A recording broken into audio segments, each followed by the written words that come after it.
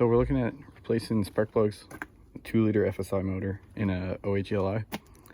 And at the end of each video, I always preach, like, don't be scared of it. It's easy. Just to prove it, I'm gonna use my little multi-tool and the little Mastercraft $40 set of ratchets I got from Canadian Tire. Just start by taking the little plug off, fold it out of the way over here.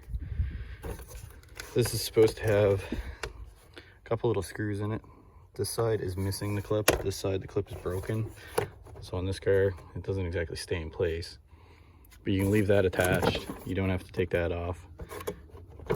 And then it's just held down by a couple rubber bumpers. You just pull on them. Once you get it up out of the way, disconnect there's one clamp here and there's one tucked back behind here. Just fold those out, and then you can take that whole intake plenum out of the way and get down at your coil packs. That'll be the next thing on the list. And there, it's out. It is a very nice rubber type gasket on here. You're gonna have to wiggle it, and I use the end of the multi-tool and wedge it in and slightly pry it and wiggle it out. It is a very snug fit. For the next, you move on to your coils, and those clips there, just be gentle on them because they do like to snap. There is supposed to be a couple retaining screws in there, but apparently on this car they are missing from whoever did this last. So I mean, the coils still held down nicely, but there's supposed to be a couple retaining screws there. I don't know if they're going to be Torex or 10 mils.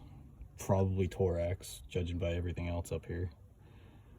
But we'll start by pulling those off, and then make sure your coils are laid out when you take them out so they can go back in the same order. Just so if you still have a cylinder misfire, like this one's cylinder 4 right now, saying it has a random misfire, and we're just starting with spark plugs first to see if that helps anything or doesn't. But just lay them out so they go in the same order going back in. That way if your misfire persists, you know which coil to attack next, or just buy a whole set of 4 and be done with it kind of deal. So we got them all laid out per cylinder. Unplugged. The clip on that one is a little bit mangled, so I got the other 3 out and just left that one connected because I didn't want to push my luck. It is a Sunday afternoon. Nothing's really open to get a new harness. I don't want to mess with that, so we left that connected for now. I'll deal with it another day. So it's definitely in need of some spark plugs. That's what I pulled out, and that's the nice new NGK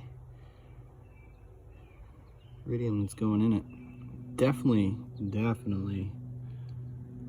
overdue for some spark plugs. And I honestly think that she's gonna need a valve cover gasket seal, because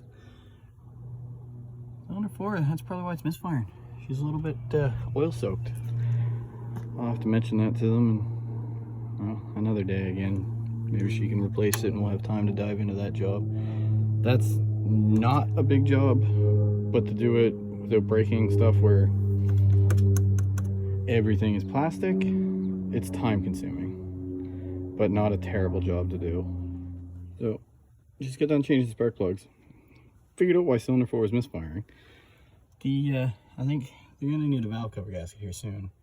That cylinder had that much oil pooled in it above the spark plug. So I'll clean this all up with some brake clean and stuff, but yeah, she's gonna need a valve cover gasket in this one. It's blowing down in the spark plug. That's 100% why cylinder 4 is messed up. That, and this one, it's a good example. They're definitely cooked. Come on and focus. There it goes. They're definitely seen better days. But that kit is all I've used. I just put the spark plug back in. I'll drop that coil back in, pick the harness up, slide that coil down in, click them all back together.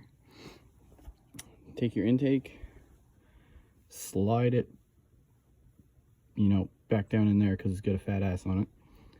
Back down in there, get it seated on all the rubbers, jam your connector back in, fold your clips over, route your hose back up there. I might try to see if I have a couple screws that I can, or something I can jam in that thing just so it's actually sucking cold air instead of nice warm engine bay air.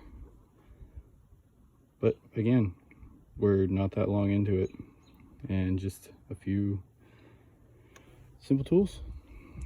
So that's it. It's easy as that. Do it at your home. Little to no tools.